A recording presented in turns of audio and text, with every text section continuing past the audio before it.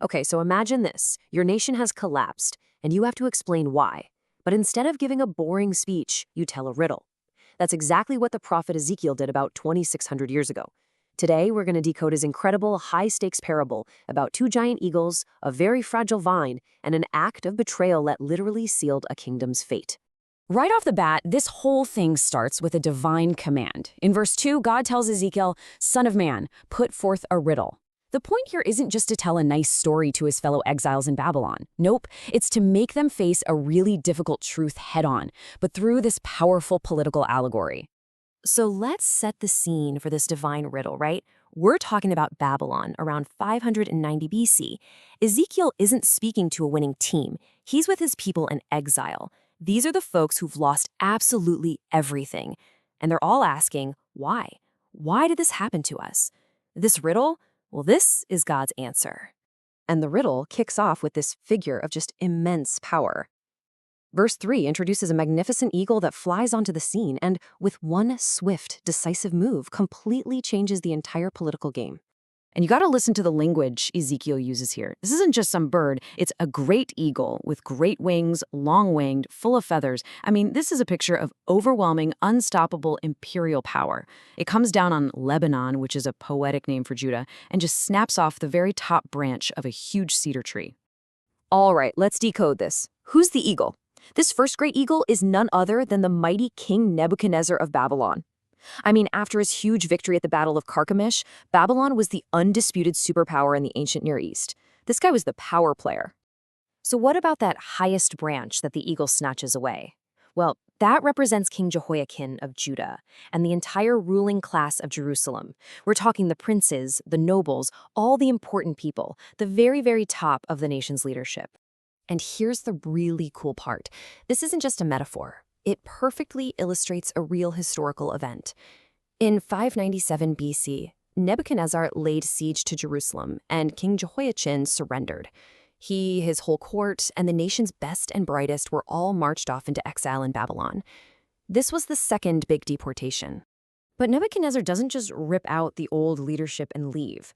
Verse 5 tells us he takes a local seed and plants it, growing something new in its place, a vine that's specifically designed to be of low stature, to stay low to the ground.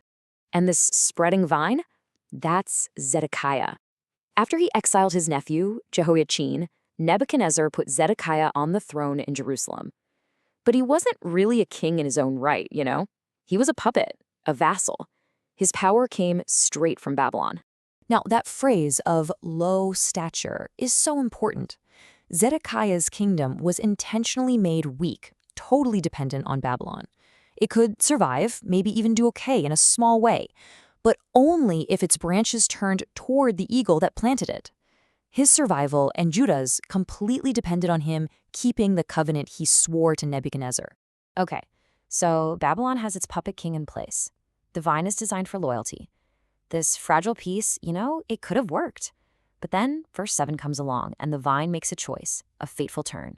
And this whole setup is about to be shattered by a massive betrayal. And just like that, another great eagle shows up on the scene. And look what the vine does. It did bend her roots toward him. This isn't something that just happens. It's an active, deliberate choice. It's secretly turning away from the one who planted it in the first place. So who's this second eagle? Well, it's Babylon's main rival, Egypt, which was led at the time by Pharaoh Hophra. You see, Egypt was always whispering in the ears of little kingdoms like Judah, promising them military help if they would just rebel against Babylon. So here's the absolute heart of the betrayal.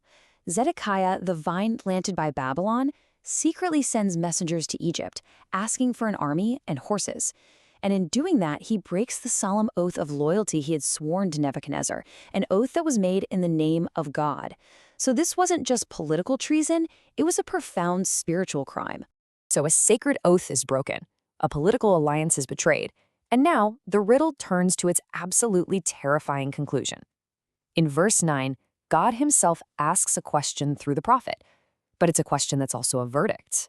The question just hangs there, heavy with judgment. Shall it prosper? I mean, really.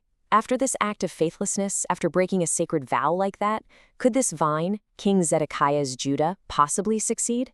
It's a rhetorical question, of course. And the answer is a swift and devastating no. That first eagle, Nebuchadnezzar, is going to come back and pull the vine up by its very roots.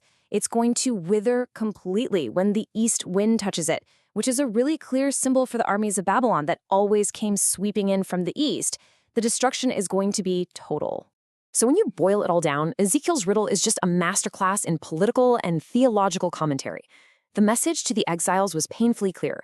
Your allegiance has life and death consequences. Oaths that are sworn in God's name, they're sacred. And trusting in the false hope of a rival empire instead of honoring your word, well, that's just a recipe for absolute disaster. So these first 10 verses lay out the problem so perfectly. A faithless king leads his people to ruin by breaking a sacred promise. But, this story of failure really sets the stage for a much deeper question, one the rest of the chapter gets into. If betrayal leads to ruin, what does it take for a nation to ever truly be planted and flourish forever?